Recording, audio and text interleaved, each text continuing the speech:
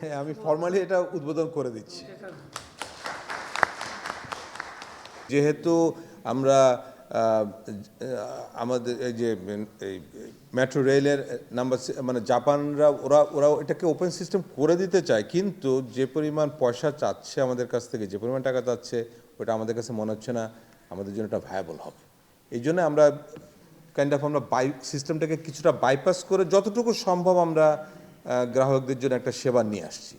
কিন্তু এর পরের থেকে আমাদের যে লাইনগুলো আসুক না কেন, এগুলো কমপ্লিটলি ওপেন সিস্টেমে চলে যাবে। আমরা আরেকটা জিনিস যেটা করতে চাচ্ছি, ই টিকেটিং। হ্যাঁ, এটা মোটামুটি আমরা একটা কোম্পানিকে অলরেডি আমরা দায়িত্ব দিয়ে দিয়েছি এবং অলমোস্ট 2 to 3 উইক্সের ভিতরে তারা ই টিকেটিংটা চালু করবে। তো এখন যেটা হবে সেটা হচ্ছে এই মেট্রো র্যাপিড পাসটা ওখানেও ইউজ করা যাবে।